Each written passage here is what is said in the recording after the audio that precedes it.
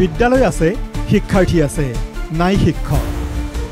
এয়া ৰাজ্যৰ একাংশ বিদ্যালয়ৰ অৱস্থা। এইখন দবকা উচ্চতৰ মাধ্যমিক বিদ্যালয়। শিক্ষক অবিহনে চলি আছে বিদ্যালয়খনৰ বিজ্ঞান শাখা। শিক্ষক নিযুক্তিৰ দিয়াৰ নামত চৰকাৰে ঢাকঢোল বজাই আছে যদিও দবকা উচ্চতৰ মাধ্যমিক বিদ্যালয়ৰ বিজ্ঞান শাখাত নাই শিক্ষক। বিদ্যালয়খনৰ বিজ্ঞান শাখাৰ একাংশ শিক্ষকে অৱসৰ গ্ৰহণ কৰাৰ পাছত সেই পদসমূহ খালী হৈয়ে থাকিল। আনহাতে আন একাংশ শিক্ষক বদলি হৈ যোৱাত শিক্ষক শূন্য হৈ পৰে বিদ্যালয়খনৰ বিজ্ঞান শাখা। পৰিণতিত বিজ্ঞান শাখাৰ 18গৰাকী ছাত্ৰ ছাত্ৰীয়ে প্ৰতিদিনে শিক্ষা গ্ৰহণৰ বাবে 20 কিলোমিটাৰ নিলগৰ ভালুকমাৰী উচ্চতৰ মাধ্যমিক বিদ্যালয়লৈ যাবলগীয়া হয়। শিক্ষাৰ্থীৰ সমস্যা সমাধানৰ উপায় হিচাপে হোজাইৰ বিদ্যালয়সমূহৰ পৰিদৰ্শকে দবকা উচ্চতৰ মাধ্যমিক বিদ্যালয়ৰ বিজ্ঞান শাখাৰ শিক্ষাৰ্থীসকলক ভালুকমাৰী উচ্চতৰ মাধ্যমিক বিদ্যালয়ত পাঠ গ্ৰহণৰ বাবে ব্যৱস্থা কৰি দিয়ে। আমি সদ্যহতে দবকা হায়াৰ ছেকেণ্ডেৰী যিখিনি সায়েন্স ষ্ট্ৰীমৰ ষ্টুডেণ্টছ সেইখিনিক আমি বেলেগ এখন হায়াৰ ছেকেণ্ডেৰীত সদ্যহতে ক্লাছ কৰিবলৈ দিছোঁ।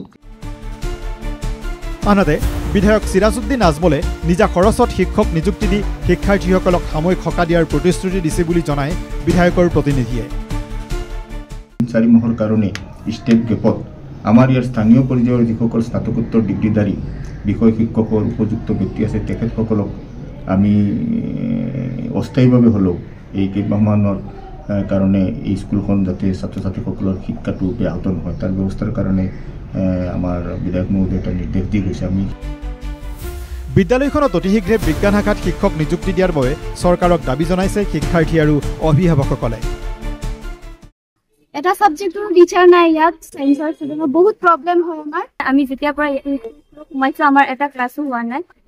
ভালুকমাৰী হায়াৰ ছেকেণ্ডেৰী স্কুলত পঢ়াৰ কাৰণে ব্যৱস্থা কৰি দিছে, হ'লেও যদিও কৰি দিছে এনেকুৱা আমাৰ বহুত অসুবিধা হৈছে অহা যোৱা কৰাত। প্ৰথমতে এইখন স্কুল আহিব লাগে, অনলাইন এটেণ্ডেন্স দিব লাগে, দি পিনে আমি তাতে যাব লাগে।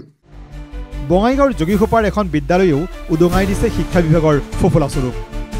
2021 চনত ৰাজ্য চৰকাৰে যোগীঘোপাৰ কচুদলা উচ্চ বিদ্যালয়ক উচ্চতৰ মাধ্যমিকলৈ উন্নীতকৰণ কৰে।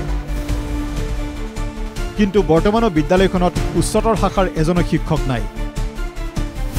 বিদ্যালয় কৰ্তৃপক্ষই নামভৰ্তিৰ বাবে দৰ্পণ পৰ্টেল মুকলি কৰি দিছিল যদিও চলিত শিক্ষাবৰ্ষত উচ্চতৰ মাধ্যমিকৰ প্ৰথম বৰ্ষত এজনো ছাত্ৰ ছাত্ৰীয়ে নামভৰ্তিৰ বাবে আবেদন নকৰিলে। আনহাতে উচ্চতৰ মাধ্যমিকৰ দ্বিতীয় বৰ্ষত থকা 51গৰাকী ছাত্ৰ ছাত্ৰীৰ ভৱিষ্যত অন্ধকাৰ হৈ পৰিছে। 51গৰাকী ছাত্ৰ ছাত্ৰী প্ৰতিদিনে বিদ্যালয়লৈ আহে আৰু যায়।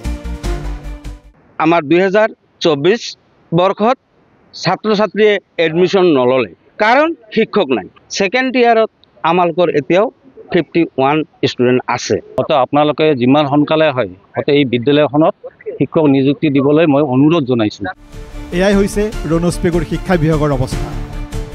শিক্ষাখণ্ডত দেশৰ ভিতৰত শেষৰ ফালে অসমৰ নাম অন্তৰ্ভুক্ত হোৱাৰ এইবোৰো একোটা কাৰণ। ঢাকঢোল ভাষণবাজিৰে উন্নয়নৰ চমক সৃষ্টিত ব্যস্ত চৰকাৰে বাস্তৱ পৰিস্থিতি অনুধাৱন কৰিবনে?